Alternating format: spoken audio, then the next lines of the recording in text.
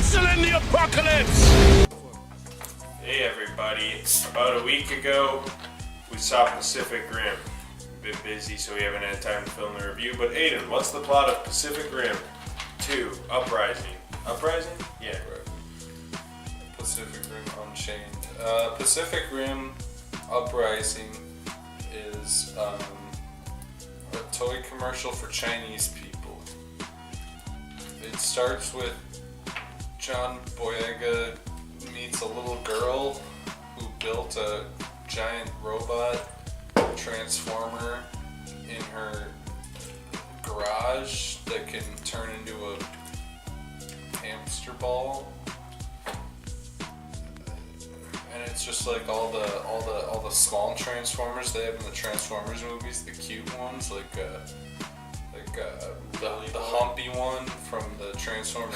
A little bigger than the humpy Transformers. Or Spanky, the one from Transformers 4, 5. They have one that turned into like a smart car or like a moped or something. He's a moped, Spanky or whatever. Spanky. Transformers 5. Whatever, the cute one, because it's really small. And then there's all these Chinese people, because this movie was made for Chinese people. Oh yeah. Who make AI giant robots, and the little girl and John Boyega are in the school for giant robot fighting that fight the aliens, but the aliens aren't there anymore. And Charlie Day has sex with an alien. Charlie Day has sex with an alien brain, and it makes him hack the robots so that they turn into robot kaiju alien hybrids. And there's a robot with 2 chainsaws, and Clint Eastwood's son and John Boyega use their 1 chainsaw to kill the 2 chainsaw robot. And then Aiden, they canceled the apocalypse a second time. Then 3 monsters get through the thing, and it turns out that they analyze the footage. No, and they triangulate they triangulate the footage, and it turns out that the kaiju want to go to Mount Fuji. They wanna commit suicide and jump into it because their blood will make the volcano explode the earth. For some reason they want to do this. But in the first movie, the rift was just off the coast of Japan. And the very first monster they fight in the first movie, they fight in Alaska. So like the monster they fought, the very first monster didn't know where Mount Fuji was, and he's like, the optimal path to get to Mount Fuji is going all the way around the circumference of the earth past Alaska, like the most fucking inconvenient path you could take to Mount Fuji considering you started by Japan, but whatever, plot holes, it doesn't matter. So anyway, 3 of the kaiju make it through Charlie Day's magic gates that are opened by his alien robot hybrids shoot lasers at the ocean, which lets the kaijus come through, and then they kill the kaiju's transformer combine into one super kaiju, and then all the robots get in a toy commercial battle with the giant robot, and then the Chinese lady, who they thought was evil, controls Stinky the robot, or whatever the fuck the small one is, Poopy the robot, and they tape a rocket ship to his hand, and he flies into space, John Boyega and the little girl, because John Boyega's a pedophile. He flies the rocket. Child molester. You hear that, Dad? You're gonna pay! He's a molester! He's a child molester! Ah!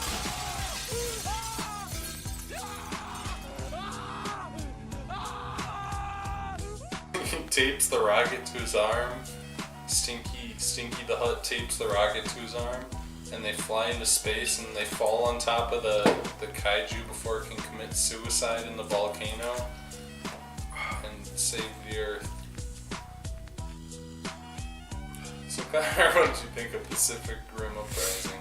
Pacific Rim Uprising was a thoroughly unenjoyable movie from start to finish. It felt like Transformers meets G.I. Joe meets Godzilla, where it felt like a Michael Bay Transformers movie at a lot of points. Like the little girl felt like a fucking Transformer character, like from the Transformer Michael Bay movie. The plot felt like a Saturday morning like fucking cartoon, like when there's a point where an evil robot comes out that's powered by a kaiju brain and it kills the Asian little girl from the first Pacific Rim movie, and John Boyega starts trying to kill it, and then it walks into the water and escapes. This is like a mixture of like a fucking, it felt like Cobra Commander Retreat, the original fucking G.I. Joe TV series. Maybe it's like 3 feet off the coast. Or like Megatron, because Megatron goes underwater. He had the underwater base. He had I think he had an Arctic base at some point. And it was shot a lot like a Michael Bay Transformers movie, but the movie was mostly boring. It was like 2 hours long or something, roughly. And about an hour and a half of it was the story plot, which is kind of surprising because it felt like it was trying to be a Saturday morning cartoon, and yet the story was completely uninteresting because I was uninterested in the characters. John Boyega is the son of Idris Elba from the first movie, and it was like, I don't care. Like, it had none of the heart of the first movie. The first movie was just a cool mech movie. It felt like a anime type movie, sorta. Anime meets Godzilla. It was kind of cool. But this movie felt like a fucking G.I. Joe cartoon mixed with a Michael Bay movie. Which, I mean, is pretty much inherently a Michael Bay movie, but it was like, it kind of had me rolling my eyes because it felt like a Transformers movie, except even worse. Like, even more boring and even more of a cash grab. Like, I feel like there's more passion put into the Michael Bay Transformers movies than this fucking movie. Because this movie is boring. I gave a shit about any of the characters, and I gave a shit about any of the characters, I mean, I didn't give a fucking pissless ass fuck about any of these stupid ass characters. The robot fights were daunting and boring.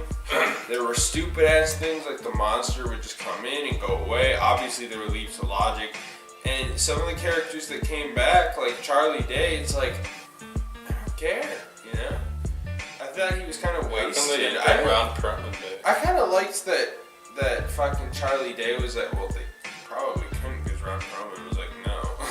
Ron Perlman was the more interesting one because he was like the kaiju collector. But the thing Charlie Day was like the thing I liked about the fucking weird Asian dude in Charlie Day, well, it was kind of like comedic, but also they were kind of like, I don't know, they were like the fucking scientists in like Transformers or something. You know, like in the original Transformers cartoon, they would have like that wheelchair ass kid come out all the time and he'd figure out the problem, but then Optimus Prime would be like, okay, that's a pretty good idea. I'll use my fucking gun. And now I'm gonna use my space axe and my gun to fucking blast Megatron to pieces. And then we'll say, good job thinking about that cool idea, but you know the main reason the fucking problem was solved was the gun. That was the type of character Charlie Day was in the original. This one, I wasn't really feeling Charlie Day. Charlie Day also wasn't a very threatening villain since he was pretty much getting demeaned in his own company. He was kind of a bitch, which I know is partially his motivation other than him being brainwashed, but it's like, I don't know if I want Charlie Day to be the main villain of the Pacific Rim franchise they're trying to create here. And I don't know if I want Pacific Rim, which is a Guillermo del Toro passion project, to turn into a fucking Transformers series. I don't want it to be a Michael Bay Transformers series. If this movie came out in 2007, 10, would have worked, but we're beyond this era of movie making, you know? Those were the blockbusters at the time, but as you can see from things like the Transformers The Last Night, we're kind of going into not even going into, we were well into the superhero boom now. The superheroes are the new hot thing, not the fucking absolutely terrible movies where a bunch of explosions happen. We're getting passable, repetitive superhero movies instead. This movie feels like it's 10 or 15 years old, but in reality, it just came out like 2 weeks ago.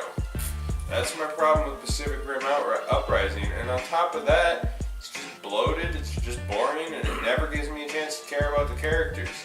Thought the little girl concept was a little bit far-fetched, like she's a judo master, she's a genius, she makes a robot. Felt like such a stupid-ass Transformers plot, like the little girl from Mark Wahlberg's Transformers 5. And I just completely did not care. And the final battle was so boring that I pretty much was like, when I start like, okay, so we got like those fucking Marcus Cinema seats where it's like the couch. And when I'm watching the movie, I sit up. And when I know I'm about to go to sleep, I turn my head to the side and be like this bitch on the seat. I started doing that midway through the climax. I knew the movie was probably over. I kind of thought it would go back and they'd do like a little bit of talking and then they'd do one more fight or whatever. So I kind of went to sleep a little prematurely. I fell asleep for the last half of the action scene. I don't regret it. I saw pretty much everything I needed to see by the time the monster triple combined. And it's like, it's just even nonsensical from the plot of the first movie. The first movie, not the greatest film ever made, but it was a cool passion project. It was kind of a cool giant robot movie, and it had some heart, which is pretty rare for a giant robot movie. This movie had none of that. It was a fucking Transformer movie, except I guess I care about the fucking Bumblebee and Optimus Prime more than these Pacific Rim guys, because it was like a Transformers movie, like Transformers 5, except I cared even less. So I'd say the movie was pretty shit. What did you think about this movie, Aiden? Well, the first Pacific Rim movie, Guillermo del Toro, he's a fucking weeb, you know. He likes his fucking anime. The first movie, like the Big O, you know, it's stylish. There's a lot of punching. It's cool. It's fun. This movie, it was like Gundam Seed, where it was like boring and ugly, and most of it wasn't about robots hitting each other, but it was mostly about really horrible, boring characters and their really horrible, boring drama. And their really horrible, boring explanation of the first movie, which is no longer important. It's really boring and ugly and stupid. But I don't really want to talk about this movie. What I'm actually going to talk about is the problem with the Chinese audience. You know, ever since the first Pacific Rim, people in the movie industry, Pacific Rim fucking flopped. Pacific Rim, nobody gave a fuck. Time ago. Nobody gave an absolute fuck about the first movie in America. It flopped hard. I feel like I know so many fucking people that saw the first Pacific Rim, and somehow Pacific Rim flopped. But like at China, Walmart, everybody would never shut up about Pacific Rim. Oh, Me and Eli's got his man pony down to his ass cheeks, and he's like, "Yeah, well, I love Pacific Rim. I love Pacific Rim." You know, in China, this movie made back like 5,000 times its fucking budget. The first movie. Oh yeah. And the problem is, you're aiming for the Chinese audience. The Chinese people, they get 12 movies a year. You know, your options are pretty fucking limited when there's one movie a month. Avengers and they're only allowed to see really, really, really safe movies. Any movie that goes to China makes $1 billion because there's a fucking billion people in China. You know, it's not that fucking hard. More than $1 billion in China. It's not that fucking hard to make money in China. Furious 7 is one of the top grossing films of all time, mostly because it went to China. Can you imagine Chinese people being like, let's watch an American movie, and then all of a sudden it's just like Vin Diesel like flexing. That's not all Vin it Diesel, is. The Rock Literally his cast off, and they're like, oh! Every that movie was really racist. Every movie that goes to I China, toned that down a bit retrospectively. Every movie that goes to China is just dumb action movie. All the Transformers movies make a shit ton of money in China. China goes to see any piece of garbage with giant robots in it or with explosions. China has the worst taste. Granted, Furious 7 is absolute kino. Furious and 7 them is a getting fucking that great to the movie. top, you know, good job. How much do you think it meant? But for the most part, Transformers 4, you know, in America, the numbers went way down from Transformers 2 and 3, you know, because people stopped giving a shit about Transformers. Dude, random in sidebar China, about China. In China, they saw the poster and they're like, robot, big American movie, robot. And they all go and they see the big Lobot movie. They get in their cataracts and they don't think drive any out. of them have cataracts. No, they don't. They live in Kia fucking Souls. poverty. They leave the fucking sweatshop and they go see Transformers 5 for the 4th time because it's the only movie that's been in theaters for 2.5 months for the 5th time. Well, you gotta wait for the next Avengers And movie to kick it out of the This box movie office. was fucking designed for the Chinese audience. It's filled with Chinese people. Its plot is so simple and dumb that reading the subtitles, you don't even need the fucking words. They could air this movie in English in China and you'd understand the plot fully because it's so fucking simple. Oh yeah. There's no characters, Chinese people everywhere, lots and lots of robots and explosions. They explain everything in horrible, excruciating detail so that even the dumbest Chinese slaves can understand it. And they get into they go full toy commercial. There's the scene where the little girl's just pointing at every robot. She's like, that's Dinky Pootutu. That's Jumbo Fight McMahon. That's John Cena Bot. But Just you gotta pointing remember, out- she's like, it has 2 drivers, double-fisted super swords. It's like, what the fuck? John Cena Bot Why are we going has Asian? John Cena Bot has 4 chainsaws and can be bought exclusively at Chinese Target for $29.99. And it's essentially, this movie's essentially a goddamn extended toy commercial meant to fucking hawk shit off on the Chinese I didn't even know that they were consumer making because toys, but I didn't look into I it. don't know, I'm sure there's toys in China, maybe not here, but Chinese toys. The point is, I was you know, incredibly racist in No, this video it's by the fucking constantly the Chinese market has ruined fucking movies. No, The Chinese market, no other market fucking matters compared to China because even you could make the shittiest fucking movie ever and in America it would make like $1,000, but then it would go to China and make like 1.7 fucking billion dollars just because China has so many people and they only like fucking giant robot movies. Transformers 6 is gonna make $1 billion. Bumblebee solo movie starring girl from Pitch Perfect 3 is gonna make fucking It's perfect too. is gonna make I don't know fucking if that's true. $2 billion because the Chinese people will be like, wow, big robots, big explosion. That's it. That's the fucking movie business nowadays. Well, Jim was You telling don't me. make good movies. You don't make art. You don't even make something enjoyable to Western audiences. You make something that Chinese people will go see 5 times because they have no fucking other option so that you can make fucking $4 billion on a goddamn $100,000 movie about fucking stupid fuck robots punching even stupider fuck alien monsters that are birthed by Charlie Day having sex with a blob. Well, if it makes you feel better, my friend Jim is from China. He's from China. He's from a village in China. Barely speaks English. For some reason, has 4 cell phones that he brings all of them to school. But Jim was telling me in China, everybody likes chibi shit. And they like giant robots. It's actually true. Yeah, no shit. Chibi Hulk, his screensaver on all 4 of his phones are different versions of the Incredible Hulk in chibi form. And then he did a painting in painting class where it was a chibi version of the Hulk. And I said, that's a chibi version of Hulk. And he's like, Hulk 5. And I was like, what the fuck are you talking about, you weird ass dude?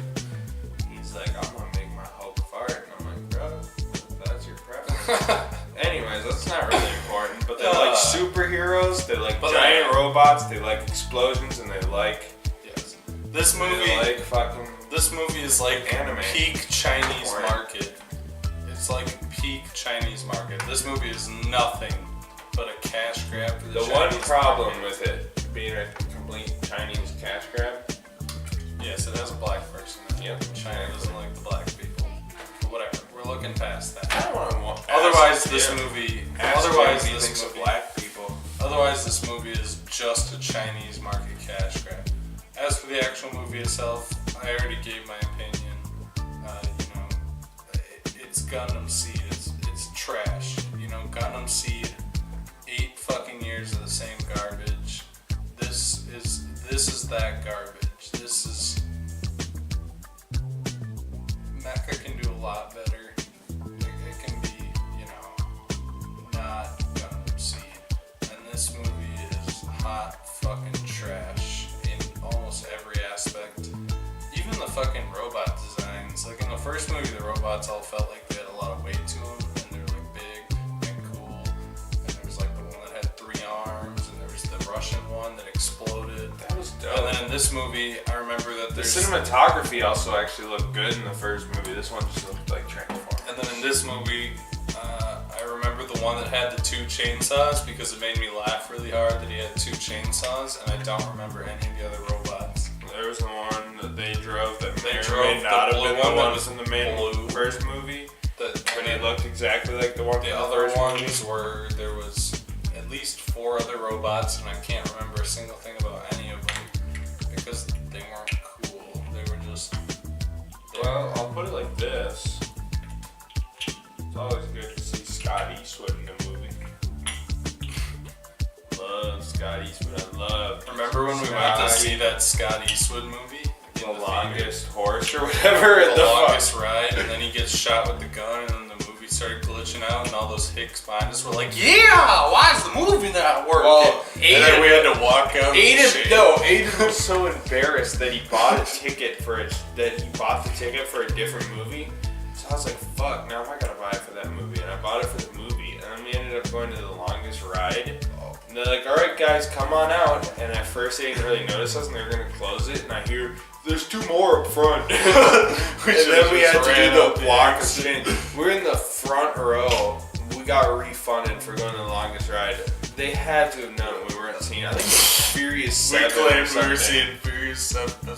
Something like that. It's so embarrassing. And it was so fucking embarrassing. Oh. Aiden fucking brought dishonor to my family. They even fucking refunded us still, even though we paid for a different movie. And it was just one of those things where they could tell we were completely embarrassed we were going at The Longest Ride. But we saw literally every movie that came out in theaters because we had nothing better to do at that point in time. And we walked out of The Longest Ride, and the problem is we knew everybody at the theater. It wasn't like just some random fucking Oh yeah, folks. it was our hometown theater and all our There's high our school friends. Our high school friend and his girlfriend worked there, and we knew Buttfinger and fucking Moby and all I that. think Buttfinger was there that day. I think she was I think the one who it gave us was the Buttfinger refund. that was like, there's 2 up front, and it's like, Well, not as fuck. awkward as the time I made Isaiah scream, "She's a Buttfinger, she's a Buttfinger," while she was there. Yeah, it was an awkward situation. I don't know what this has to do with Pacific Rim. Oh, Scott Eastwood. But the point is, Aiden has clinical autism. Would you recommend Pacific Rim Uprising? I could not recommend Pacific Rim Uprising. The problem is, it's fucking terrible. It's